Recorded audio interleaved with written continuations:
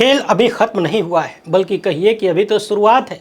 जिस जज के घर के पिछवाड़े में जले हुए नोटों की गड्डियां मिली, फायर ब्रिगेड ने आग बुझाई, जिस जज के खिलाफ महाभियोग की बात होती रही, उस जज का अभी तक कुछ बिगड़ा नहीं है, क्योंकि चीफ जस्टिस BR गवई भरी कोर्ट में उस जज के सम्मान को डिफेंड कर रहे हैं। और ये बताता है कि न्यायपालिका के लिए जस्टिस यशवंत वर्मा का मामला कितना अहम है। मगर आज सवाल ये नहीं है कि जिस सत्ता ने न्यायपालिका की बाह मरोड़ने से परहेज नहीं किया, उसने जस्टिस यशवंत वर्मा के खिलाफ महाभियोग चलाने की मांग पर विपक्ष का प्रस्ताव स्वीकार करने पर जगदीप धनखड़ का इस्तीफा क्यों ले लिया। सवाल यह है कि महामानव की सत्ता न्यायपालिका से टकराना क्यों नहीं चाहती, और आधे अधूरे मन से टकराने का मतलब क्या है जब आपके महाभियोग को विपक्ष का समर्थन ही न मिले।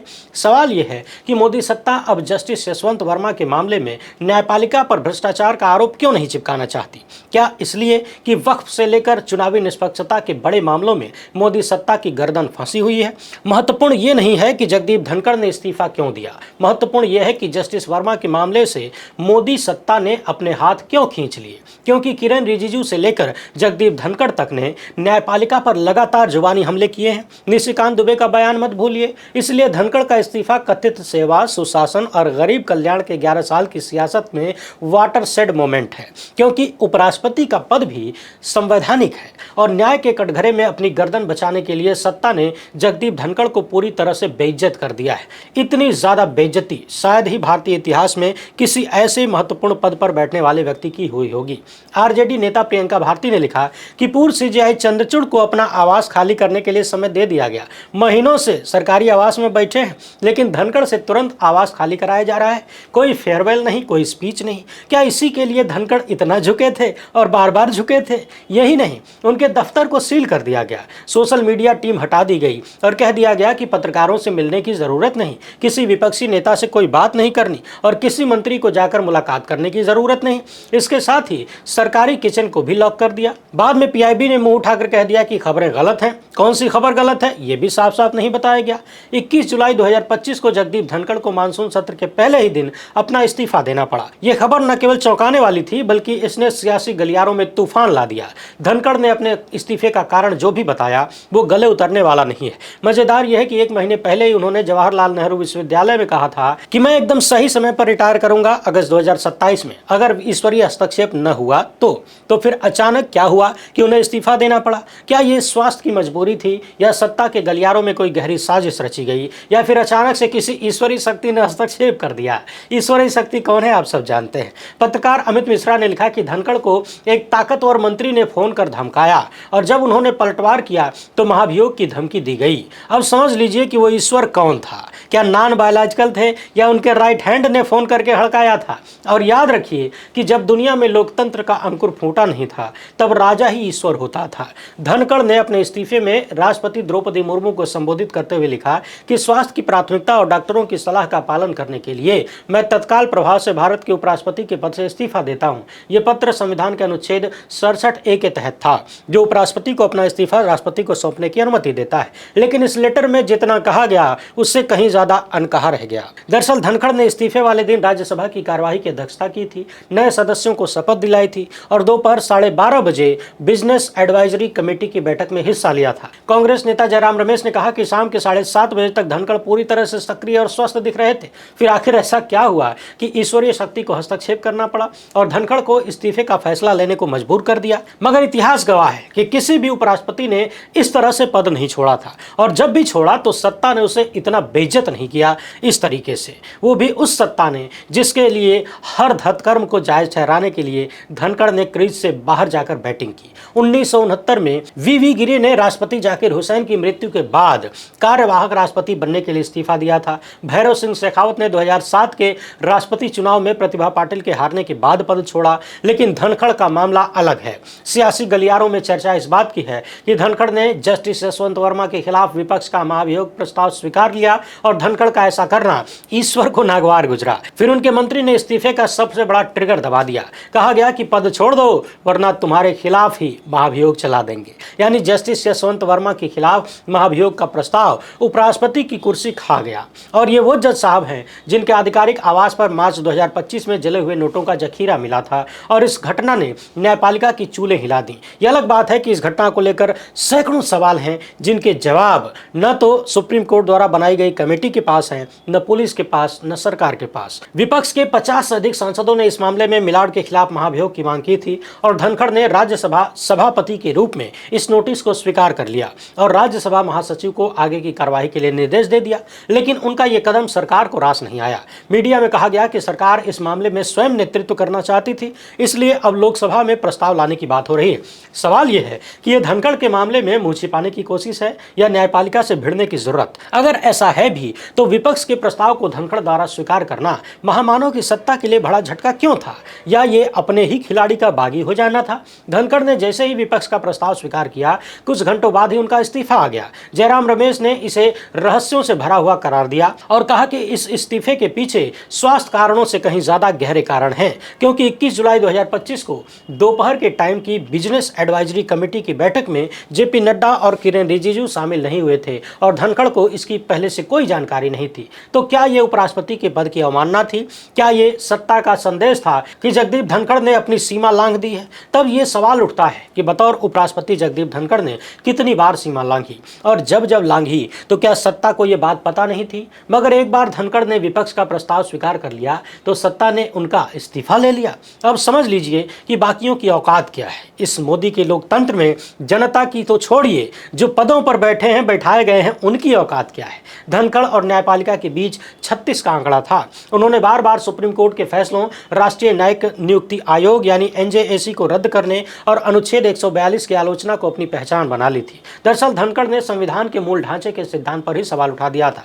यह सिद्धांत सुप्रीम कोर्ट को यह अधिकार देता है कि वो संसद द्वारा लिए गए किसी भी संशोधन को रद्द कर सकती है जो संविधान की मूल भावना को नष्ट करता हो। धनखड़ ने कहा था कि एक लोकतांत्रिक समाज में संसद की सर्वोच्चता सर्वोपरि है। कोई भी संस्था ये कैसे कह सकती है कि संसद द्वारा पारित संवैधानिक संशोधन को रद्द किया जा सकता है। सुप्रीम कोर्ट के पूर्व जज मदन बी लोकुर ने इसे बेहद परेशान करने वाला बताया, जबकि तत्कालीन चीफ जस्टिस डीवाई चंद्रचूड़ ने मूल ढांचे के सिद्धांत को भारतीय संविधान का ध्रुवतारा कहकर धनखड़ पर पलटवार किया था। अप्रैल 2025 में उन्होंने सुप्रीम कोर्ट के एक फैसले को लोकतांत्रिक ताकतों के खिलाफ परमाणु मिसाइल करार दिया था और ये वो फैसला था जो राज्यपालों को विधानसभाओं द्वारा पारित विधेयकों पर हस्ताक्षर करने के लिए समय सीमा तय करने की बात करता था। उन्होंने ये भी कहा कि संसद सर्वोच्च है और न्यायपालिका को सुपर संसद की तरह व्यवहार नहीं करना चाहिए। क्या यह धनखड़ की सत्ता के प्रति वफादारी थी या संवैधानिक ढांचे के प्रति उनकी अपनी समझ? लेकिन जब उन्होंने विपक्ष के प्रस्ताव को स्वीकार किया तो क्या ये उनकी निष्पक्षता का सबूत था या सत्ता के लिए चुनौती? सवाल यह है कि क्या एक संवैधानिक पदाधिकारी को अपने निष्पक्षता दिखाने की कीमत इस्तीफे से चुकानी पड़ती है? मगर ये नया इंडिया है, यहाँ ऐसे ही होता है। अमृतकाल चल रहा है, ऊपर से मुमकिन है योजना भी जारी है। और धनखड़ का कार्यकाल शुरू से ही विवादों में था, क्योंकि बंगाल का गवर्नर बनने से पहले उन्हें फुटेज नहीं मिलता था और जब बंगाल के गवर्नर बने तो ममता बनर्जी की नाक में दम कर दिया। कई विधेयकों को रोकने के उनके फैसलों ने विवादों को जन्म दिया और मोदी मुस्कुराते रहे। फिर भी तृणमूल कांग्रेस ने उपराष्ट्रपति पद के लिए उनके नामांकन का खुलकर विरोध नहीं किया, बल्कि मतदान से दूर रही। और जब बड़े बेआबरू होकर वो मोदी सत्ता की गलियों से निकले तो सबसे ज्यादा दुख कांग्रेसी जयराम रमेश ने जताया। जयराम रमेश ने कहा कि जगदीप धनखड़ ने सत्ता और विपक्ष दोनों के साथ समान रूप से व्यवहार किया, मगर ये पूरा सच नहीं है बल्कि झूठ है। दिसंबर 2024 में विपक्ष ने धनखड़ से परेशान होकर उनके खिलाफ अविश्वास प्रस्ताव लाने की कोशिश की और ऐसा स्वतंत्र भारत में पहली दफा हुआ।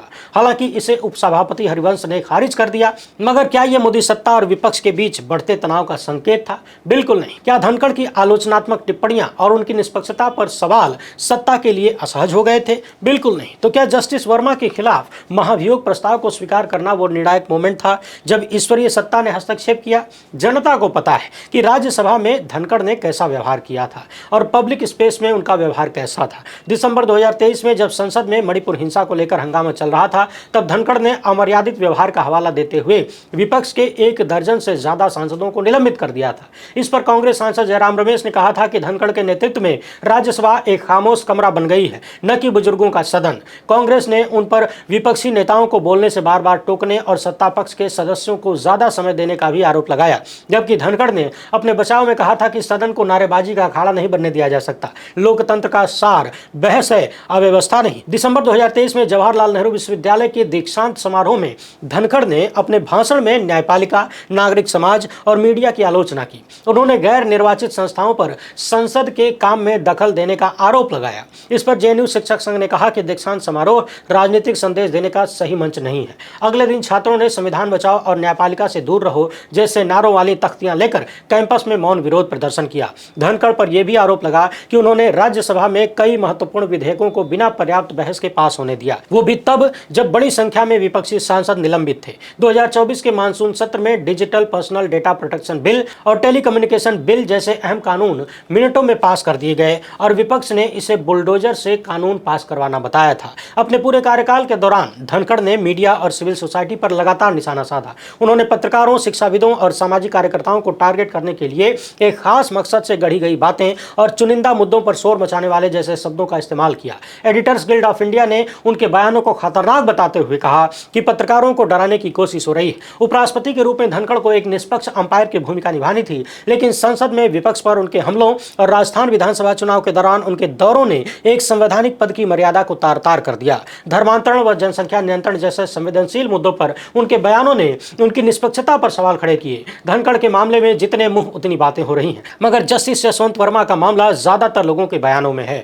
और जिस तरह से सुप्रीम कोर्ट जस्टिस वर्मा के लिए लड़ रहा है, वो बताता है कि खेल अभी खत्म नहीं हुआ है। बावजूद इसके कि जस्टिस वर्मा के खिलाफ एक इन हाउस कमेटी ने जांच की थी और जस्टिस वर्मा को प्रथम दृष्टया दोषी पाया गया, लेकिन जस्टिस वर्मा ने इस जांच को पूर्वाग्रह से ग्रस्त और अन्यायपूर्ण करार देते हुए सुप्रीम कोर्ट में याचिका दायर की। सीजेआई बीआर गवई ने इस मामले में एक वकील को भरी कोर्ट में जस्टिस वर्मा का नाम इज्जत से न लेने पर फटकार लगा दी। मामला इतना था कि वकील साहब ने जस्टिस वर्मा के नाम के आगे जस्टिस नहीं लगाया था और सीजेआई ने कहा कि वो आपके दोस्त हैं क्या? मत भूलिए कि वो अभी भी एक संवैधानिक कोर्ट के जज हैं। इसी से समझ लीजिए कि न्यायपालिका अपनी गरिमा और स्वतंत्रता को बनाए रखने के लिए किस हद तक जा सकती है। सवाल यह है कि क्या धनखड़ का इस मामले में हस्तक्षेप सत्ता के लिए असहनीय था? क्या सरकार चाहती थी कि यह मामला उनकी शर्तों पर और उनके नेतृत्व में आगे बढ़े, या फिर सत्ता नहीं चाहती कि न्यायपालिका से टकराव मोल लिया जाए? मगर सवाल केवल धनखड़ तक सीमित नहीं है, ये उस सिस्टम के बारे में है जो संवैधानिक पदों पर बैठे लोगों को भी सत्ता के सामने झुकने के लिए मजबूर करती है। धनखड़ ने हमेशा मोदी सत्ता के एजेंडे को आगे बढ़ाया, कभी इस बात का ख्याल नहीं रखा कि वो जिस पद पर बैठे हैं उसकी गरिमा क्या है। इसी के लिए संसद परिसर में कल्याण बनर्जी ने धनखड़ का मजाक उड़ाया था। मगर 2025 में कुछ ऐसा हुआ कि उन्होंने निष्पक्षता दिखाने की कोशिश की, लेकिन सत्ता को यह बर्दाश्त नहीं हुआ। राजनीतिक विश्लेषक शीला भट्ट ने लिखा कि भाजपा के पास मोदी सरकार को बचाने के लिए धनखड़ को रास्ते से हटाने के अलावा कोई विकल्प नहीं था। उनका तर्क है कि भारतीय लोकतंत्र की विशेष शैली में विधायिका की अत्यंत महत्वपूर्ण दुनिया में संसद का नियंत्रण सरकार के पास रहता है और यदि सरकार सतर्क न रहे तो उसे गिराया भी जा सकता है। भट्ट ने लिखा है कि राज्यसभा के सभापति के रूप में जगदीप धनखड़ ने सरकार के सामने बोलना शुरू कर दिया था और पिछले कुछ महीने में सहमति बनाने और सत्तारूढ़ दल के साथ तालमेल में काम करने के बजाय उनके अंदर बैठे वकील ने, यानी धनखड़ के भीतर के वकील ने, केवल कानून की किताब का हवाला देकर अपनी शक्ति जताने पर विश्वास कर लिया था। इसलिए पिछले कुछ दिनों से सत्तारूढ़ पक्ष उनके साथ असहज महसूस कर रहा था और धनखड़ भी खुले तौर पर अपनी असहजता प्रकट करते थे।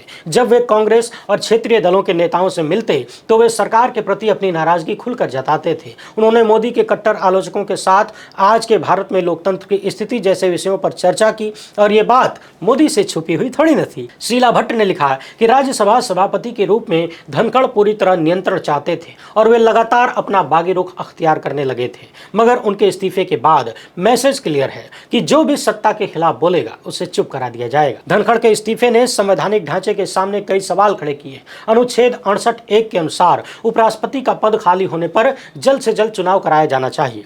राज्यसभा के उपसभापति हरिवंश नारायण सिंह अब सदन की कार्यवाही की अध्यक्षता करेंगे, लेकिन ये केवल अस्थायी व्यवस्था है। सवाल यह है कि अगला उपराष्ट्रपति कौन होगा और क्या वो सत्ता के दबाव में झुकेगा या संवैधानिक निष्पक्षता को बनाए रखेगा। सुप्रीम कोर्ट ने बार बार कहा है कि संविधान का अनुच्छेद 21 हर नागरिक को त्वरित न्याय और स्वतंत्रता का हक देता है, लेकिन जब संवैधानिक संवैधानिक पदों पर बैठे लोग ही सत्ता के दबाव में इस्तीफा देने को मजबूर हों तो आम लोगों का क्या होगा। धनखड़ का इस्तीफा केवल एक व्यक्ति का जाना नहीं है, बल्कि मोदी सत्ता के दौर में लोकतंत्र और संवैधानिक मूल्यों पर एक और सवालिया निशान है। सवालिया निशान इस बात पर है कि जो लोग भी इस तरह की संवैधानिक कुर्सियों पर बैठे हैं वो कितने स्वतंत्र हैं और कितने दबाव में हैं। सोचिए, सत्ता यदि उपराष्ट्रपति का इस्तीफा ले सकती है तो पद पर रहने के दौरान उनसे दबाव डालकर क्या क्या नहीं करवा सकती है। अपना जवाब कमेंट बॉक्स में जरूर लिखिएगा। पहली बार है तो चैनल को सब्सक्राइब कर लीजिए। हमसे जुड़ने के लिए बहुत बहुत धन्यवाद। जय हिंद।